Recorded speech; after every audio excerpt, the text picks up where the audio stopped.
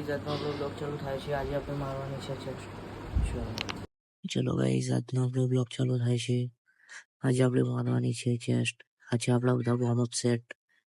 આજે આપણો warm up set shoulder માટેનો. આપણે પહોંચી ગયા જીમમાં. આજે આપણો પહેલો સેટ ચેસ્ટનો. આમાં 10 થી 12 રેપ મારવાના છે ફેલિયર સુધી. આજે અમારો બીજો સેટ ચેસ્ટનો. આમાં પણ 10 થી 12 રેપ મારવાના છે ફેલિયર સુધી.